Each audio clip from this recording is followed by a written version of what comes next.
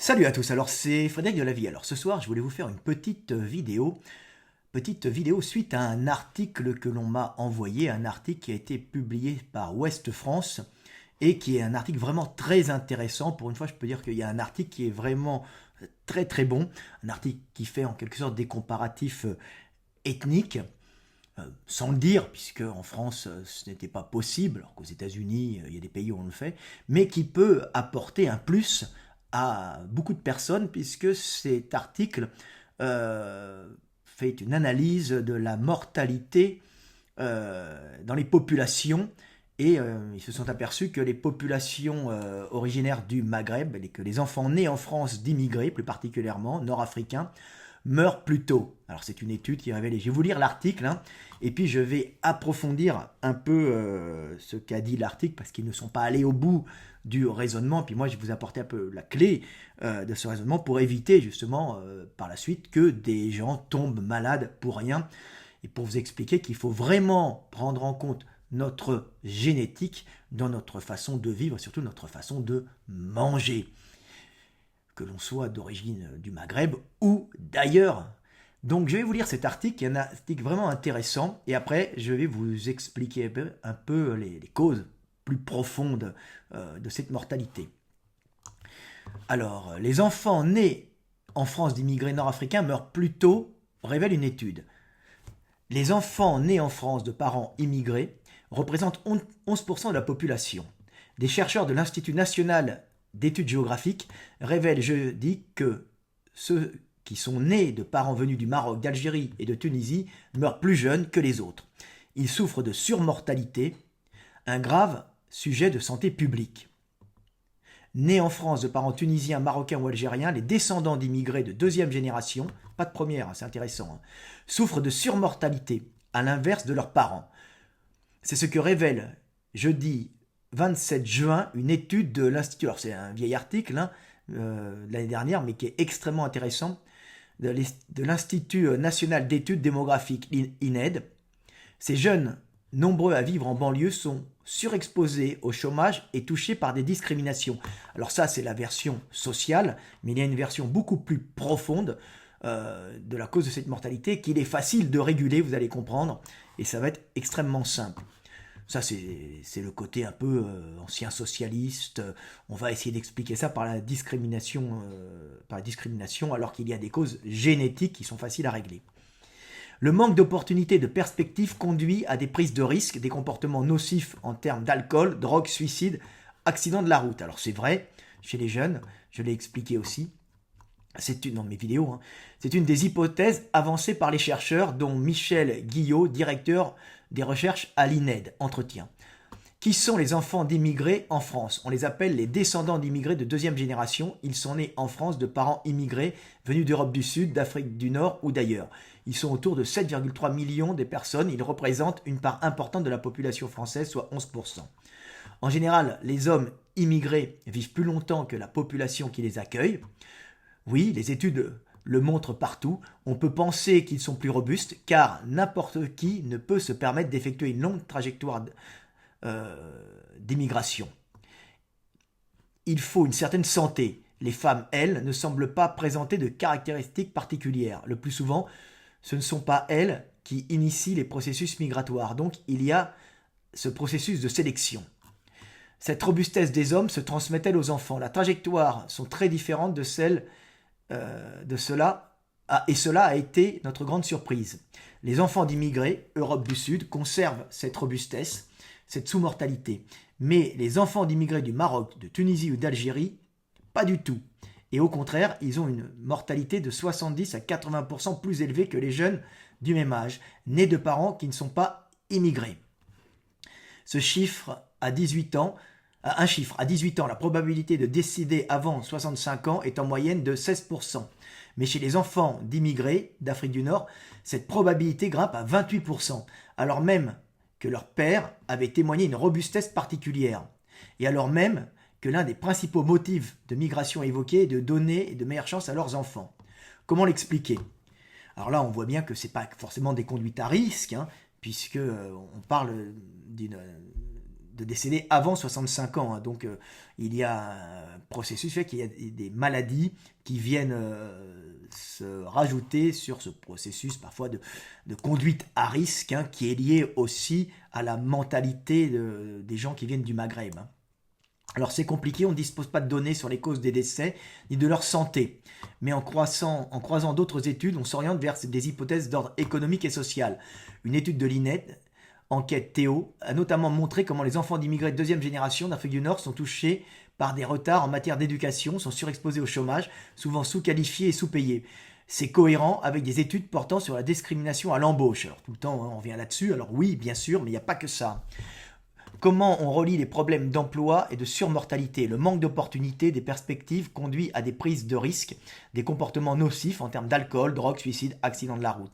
C'est une hypothèse. Aux États-Unis, il y a toute une littérature sur ces fameux décès du désespoir liés au sentiment de ne pas avoir une vie qui correspond à ses attentes. En fait, ce sont des enfants de banlieue. Notre étude n'est pas géographique, mais oui, ces enfants sont nombreux dans les quartiers. Une étude sur le taux de mortalité le long de la ligne du RERB avait montré une surmortalité notamment dans les banlieues nord. Grandir dans ces quartiers limite les opportunités. Donc ces jeunes sont discriminés, ils meurent plus tôt. Exactement, pour nous, c'est la découverte d'un grave sujet de santé publique. Nous allons poursuivre nos recherches, notamment dans les registres de la santé et des causes de décès. Ils n'ont pas encore retrouvé les causes de décès, mais je vais vous les expliquer. C'est quelque chose qui est assez simple. Pourquoi, à l'inverse, les enfants d'immigrés d'Europe du Sud s'en sortent mieux? Des études ont montré qu'ils bénéficiaient de bons réseaux d'amis, de familles, notamment pour accéder à l'emploi. Ils profitent donc d'une meilleure insertion professionnelle. Alors c'est là où je vais intervenir et là où vous allez comprendre, vous qui êtes d'origine du Maghreb et qui m'écoutez nombreux, mais ça peut intéresser d'autres personnes aussi. Il y a un gros facteur génétique dans le fait que les enfants de seconde génération, donc ils sont issus de parents maghrébins, hein, sont plus fragiles et vont donc avoir beaucoup de problèmes par rapport à leurs parents. Alors il faut savoir que ces problèmes de mortalité, de surmortalité, on les retrouve aussi au Maghreb, chez les nouvelles générations, et il y a une cause génétique là-dedans.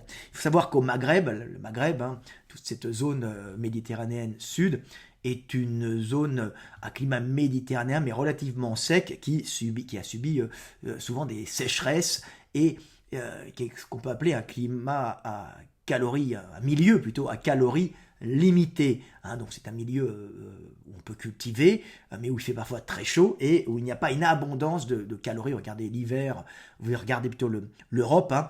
L'Europe c'est vert jusqu'au nord, alors que le Maghreb c'est 100 km, allez 200 maximum, coincé entre la Méditerranée et le désert. Donc ce sont des populations qui sont habituées à des restrictions caloriques, qui ont toujours vécu à l'économie, qui ont toujours fait attention à leur terre, attention à leur culture et qui n'ont jamais été en surabondance calorique. Il y avait une gestion qui est très bien organisée d'une façon traditionnelle par, on va dire, la rigueur dans les alliances, dans les mariages, pour éviter de monter en surpopulation. Hein. Donc on ne donnait les femmes, ou les femmes des fois acceptaient au Maghreb, des fois les femmes aussi hein, ont leur mot à dire, mais il y a la famille qui est derrière, et on ne se marie pas comme ça, il faut que l'époux puisse prouver qu'il est assez de calories, qu'il ait assez d'énergie pour nourrir une famille. Donc c'est pour ça qu'il y a polygamie, en général il y a polygamie dans des zones où on donne les femmes, où les femmes plutôt vont avec, c'est variable, hein, vont avec des hommes qui ont de quoi les entretenir, donc ça met des hommes sur le côté, hein, mais c'est une façon de réguler, si vous voulez, la démographie d'une façon culturelle, tribale, mais qui marche, qui évite les explosions démographiques, qui évite donc les conflits et les guerres quand il y a trop de monde sur un territoire à calories limitées comme le Maghreb. Ce qui ne veut pas dire que ce n'est pas un territoire qui est désertique, non, il y a des cultures, mais pendant très longtemps, il y avait peu de gens, et c'était régulé, et c'était avec l'arrivée des Européens et de l'industrie, on va dire, des techniques européennes industrielles, et puis les moteurs à pétrole, les moteurs et toute la technologie mécanique et industrielle européenne que le Maghreb a commencé à monter en calories, donc avec une population qui a explosé, hein, puisque l'Algérie est passée de quelques millions à 40 millions en l'espace de 150 ans, de 3-4 millions, je ne me souviens plus, à 40 millions, quasiment multiplié par 10, je ne me souviens plus exactement des chiffres, alors que l'Europe n'a pas eu la France n'a pas eu cette explosion démographique.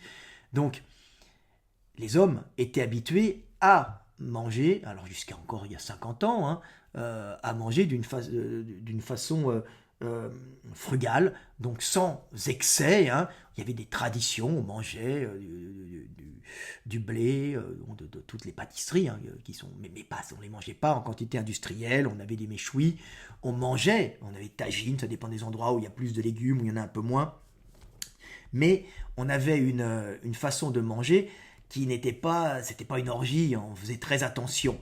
Donc c'était des gens qui avaient un métabolisme qui était fait pour stocker de l'énergie, mais qui n'était pas en surabondance énergétique. Donc des gens pleine santé, mangeant des aliments pleins de vitamines, de bonne qualité, donc avec un bon système immunitaire, qui était capable de stocker du gras. Vous savez, c'est ce gras que les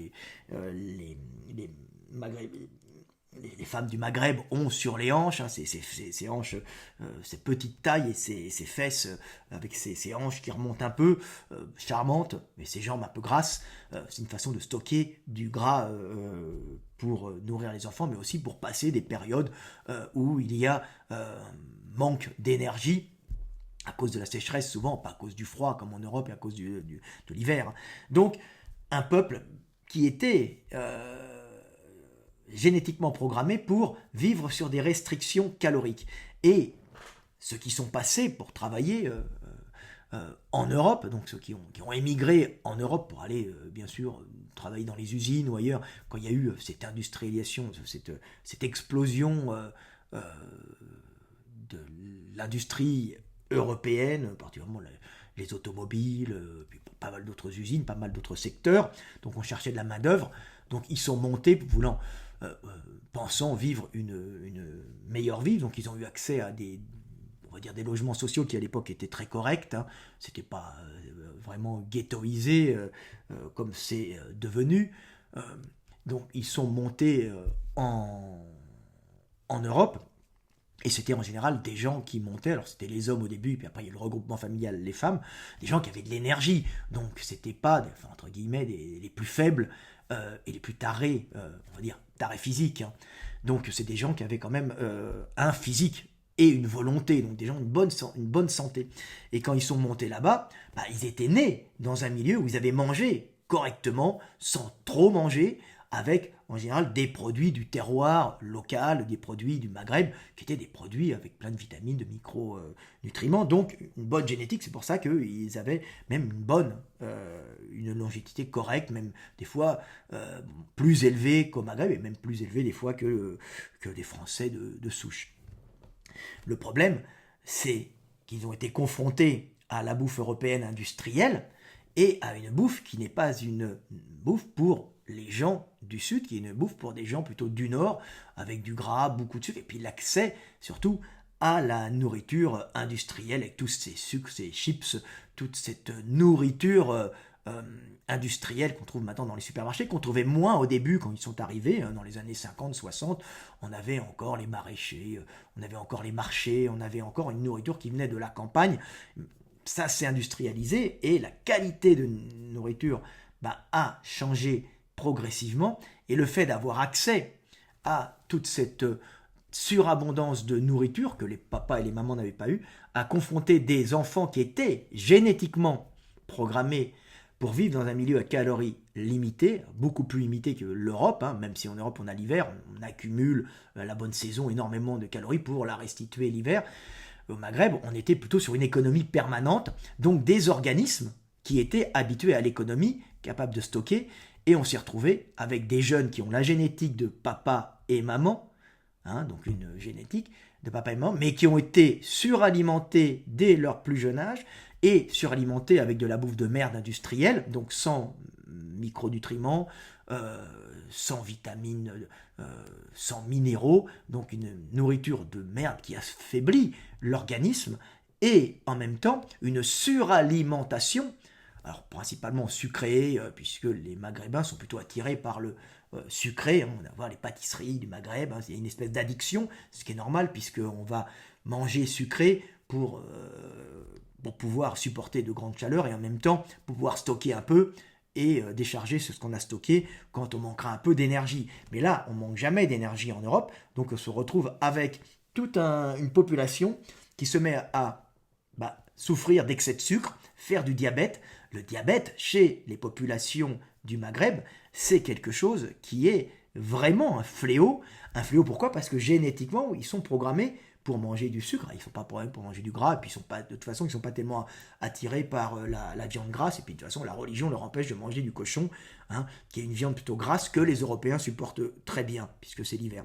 Donc, ils vont pas avoir ce problème d'avoir forcément du cholestérol, mais ils vont avoir du diabète et ils vont à ce moment-là avoir une espérance de vie bien moindre que leurs parents, mais des fois même moindre que les Maghrébins qui se trouvent, ou les gens les Maghrébins qui n'ont pas émigré, donc les jeunes qui ont grandi au Maghreb, mais qui se trouvent aussi au Maghreb confrontés à cette malbouffe et à cet excès de nourriture qui génère un espèce de diabète typique des Maghrébins, parce que c'était des gens habitués très longtemps à vivre sur des terrains, sur des milieux à calories limitées, alors que l'Europe a été plutôt en abondance, était en abondance, même si nous avions l'hiver, on stockait beaucoup l'été, on a une période d'opulence, où on mange beaucoup, on grassit, et on stocke l'hiver, on fatigue à la fin de l'hiver bien sûr, pour remanger au printemps.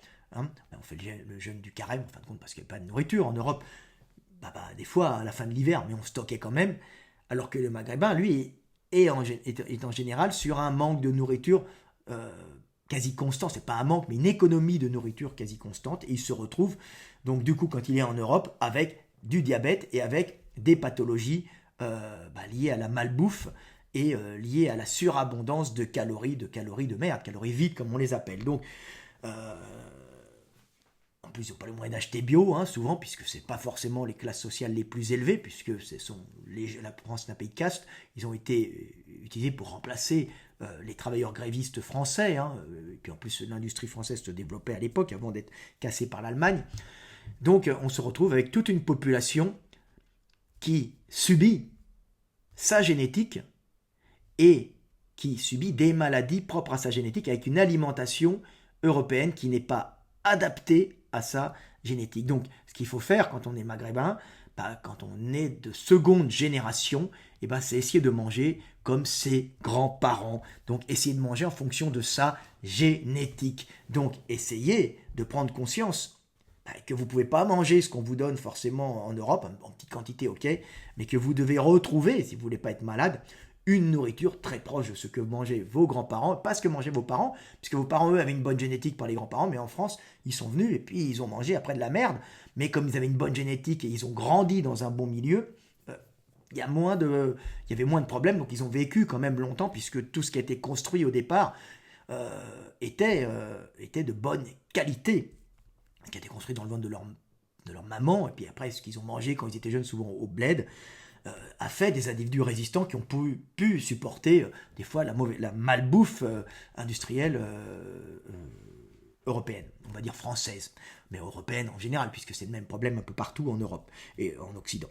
Donc faites très attention, et comme disait Orthodiète, Orthodiète c'est quelqu'un qui suit mes vidéos et qui est un nutritionniste, je crois qu'il est reparti au Maghreb, je ne sais plus, Algérie, je crois, au Maroc, je ne me souviens plus, et qui fait de très très bonnes vidéos et qui dit il faut manger comme ses grands-parents. Donc franchement, pour éviter ces problèmes, il faut manger comme ses grands-parents, parce qu'autrement vous allez choper un diabète et vous allez rentrer dans les statistiques. Alors dire que c'est parce qu'on est pauvre, qu'on est dans un...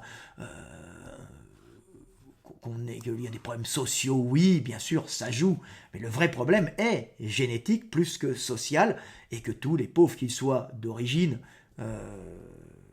française, on dit de souche, hein, ou qu'ils soient d'origine du Maghreb, hein, sont confrontés à la malbouffe. Donc, et les effets ne vont pas être les mêmes. Les Maghrébins vont faire du diabète, hein, et vont avoir vraiment des pathologies lourdes parce qu'ils ont vraiment vécu longtemps en restriction calorique, hein, ce qui leur permettait de vivre longtemps dans leur milieu. Ils étaient parfaitement adaptés. Il y a eu un changement brutal avec toute cette industrialisation, hein, et ce changement de vie, alors qu'on retrouve aussi au Maghreb, puisqu'au Maghreb, on a énormément de problèmes avec le diabète, l'obésité aussi. Alors, hein, maghrébin, c'est obésité, diabète. Alors, on retrouve d'autres problèmes dans les populations étrangères, hein. Évidemment, c'est très mal vu de dire qu'on est différent, hein, mais non, on est différent.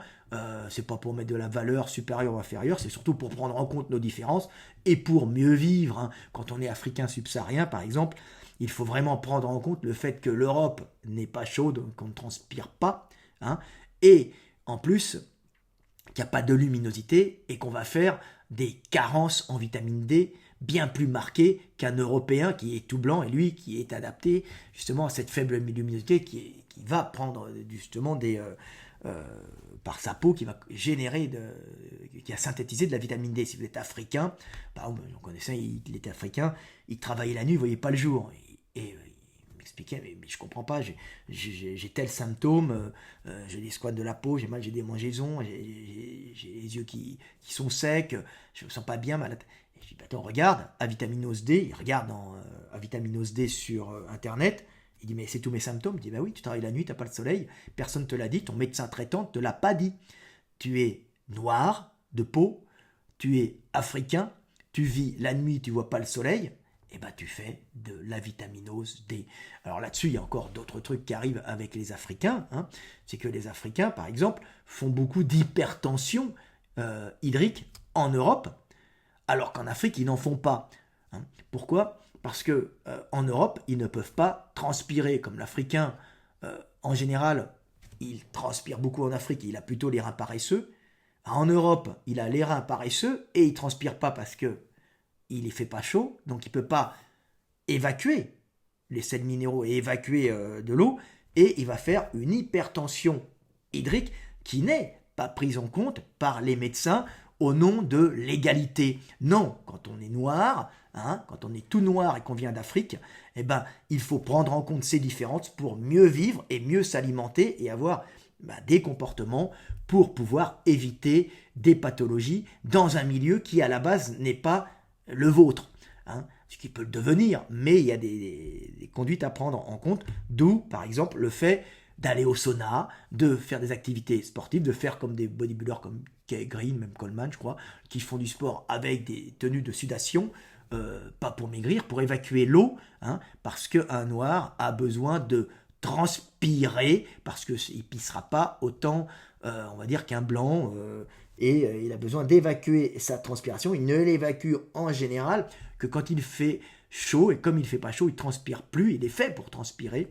Donc, en plus, donc il va faire une hypertension hydrique. Donc, faire très attention quand on est africain, pour se supplémenter en vitamine D, D3, aller de temps en temps d'aller à la lumière, hein, très important, et aussi faire du sauna et ne pas manger salé, pour pas faire de rétention d'eau tout simplement, hein. Donc c'est vraiment des attitudes à prendre, puisque l'hypertension, c'est pas une hypertension nerveuse, c'est une hypertension hydrique, hein, est fréquente chez les Africains au nord, hein, et encore plus chez les afro-descendants antillais ou afro-descendants américains, pour des raisons que j'expliquais dans des vidéos, à cause de l'esclavage qui a sélectionné les individus qui faisaient de la rétention d'eau déjà, hein, et qui en plus conservaient du gras, donc avaient une tendance à faire de l'obésité, ce qui les a sauvés pendant les traversées atlantiques, ces horribles traversées à bord de ces bateaux en bois où ils étaient entassés les uns à côté des autres, hein, où il y avait une perte énorme, hein. Les Anglais disent 10%, c'était beaucoup plus, c'était des calculs pour faire croire que la cargaison était bonne, était bien conservée. C'est uniquement publicitaire, en vérité il y avait beaucoup plus de morts, et donc étaient sélectionnés les individus qui faisaient rétention d'eau et conservaient le gras, hein. Donc c'est une sélection drastique qui s'est faite, mais qui a généré ce qui les a sauvés pendant la traversée atlantique, c'est-à-dire rétention d'eau plus capacité de vivre avec des réserves de gras, donc être un peu plus rare que les autres, a fait qu'ils ont généré obésité et les afrodescendants noirs, hein, obésité et hypertension hydrique, encore plus marquée que les Africains qui n'ont pas subi ce stress de l'esclavage, des traversées transatlantiques. Hein. Donc quand ils sont passés dans des climats nordiques où ils ne pouvaient plus transpirer et où ils mangeaient énormément après, quand il y a eu une bouffe industrielle de merde.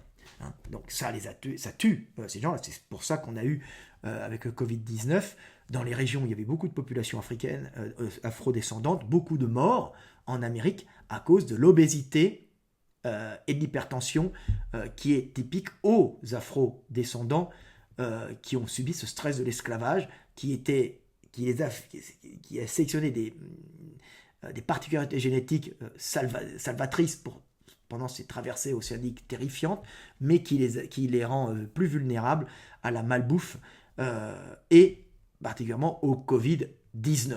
Hein.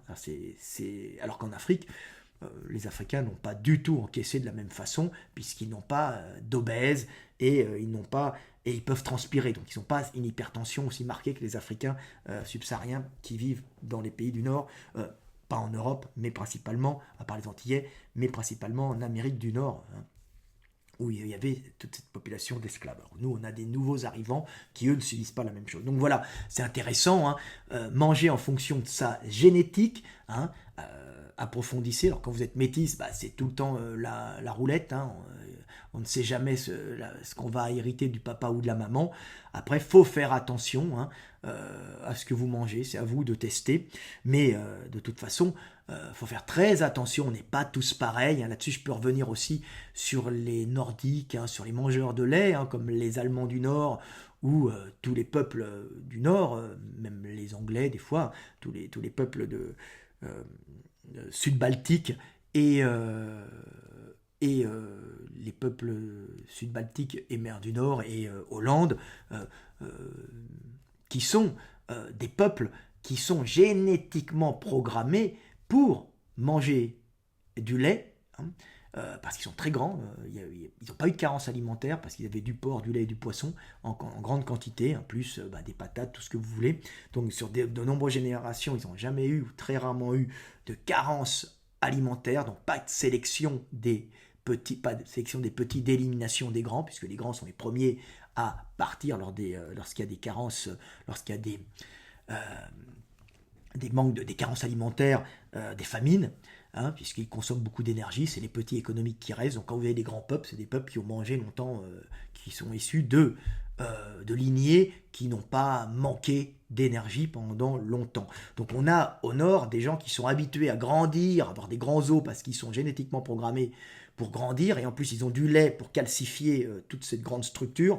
Ils mangent du cochon et de la saucisse pour donner de l'énergie et bâtir musculairement et tendineusement, au niveau tendineux, toute cette structure. Donc c'est des gens qui sont nourris au lait, au cochon, à la patate, au chou, et qui font des gens assez grands, assez costauds. Et si vous leur enlevez le lait et la viande grasse, vous allez les carencer et les rendre malades, hein. Au contraire, donc il faut faire attention. Quand on dit le lait c'est un poison, oui, mais pas pour tout le monde. Prenez en compte vos origines génétiques, que vous soyez maghrébin, africain, allemand du Nord, j'en passe et des meilleurs. Donc faites très attention, hein. Je veux dire, un petit Indien du sud de l'Inde, quasiment végétarien, s'il prend un régime d'Allemands du Nord, de mangeurs de wurst et de buveurs de lait, va en quelques décennies mourir, puisqu'il va faire des réactions allergiques, hein, même immunitaires, hein, aux graisses saturées que supportent extrêmement bien les peuples sud-baltiques et les peuples de qui sont à côté de la mer du Nord, donc même le nord de la France aussi, hein.